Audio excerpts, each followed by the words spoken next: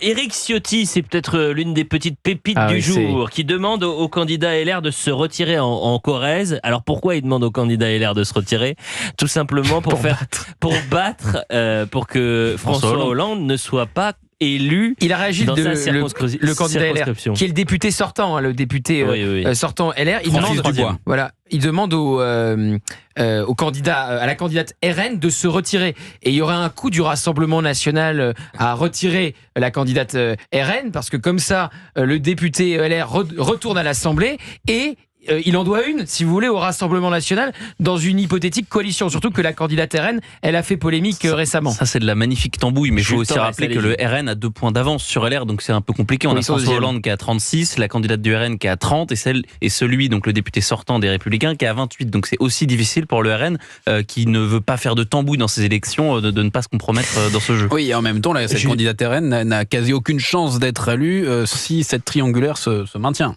Ça dépendra, ce sera les électeurs qui pour le coup décideront. Peut-être que les électeurs décideront de faire cette union sans l'appareil des partis. On digresse, mais François Hollande de retour à l'Assemblée, vous en pensez quoi, Paul Melun ?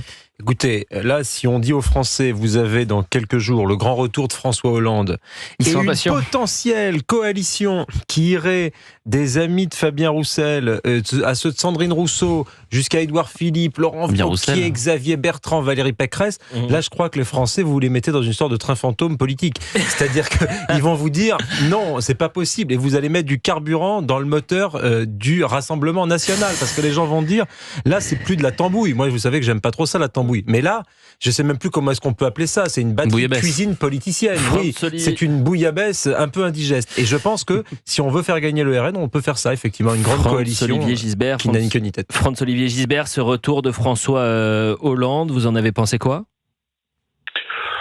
C'est du point de vue, disons, du journaliste politique que je reste quand même toujours un petit peu. Je trouve ça très amusant parce que il vient pour régler des comptes et ça va être très très drôle les prochaines semaines. Et il a quelques cibles et je pense que si ça enfin, il y aura une actualité régulière avec Olivier Faure.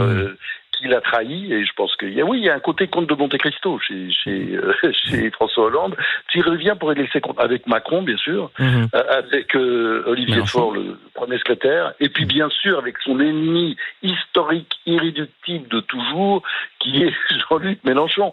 C'est pour ça qu'il s'est présenté presque en cachette. Regardez le cinéma qu'il y a eu pour sa candidature. Même le premier secrétaire du parti, n'était pas au courant. Il a découvert ça dans la presse, sa situation exceptionnelle, décision exceptionnelle, a-t-il dit François Hollande, alors qu'on sait que ses proches, son cercle très très proche, a organisé cela depuis longtemps. Attendez une fenêtre de tir pour pouvoir reprendre la vie politique.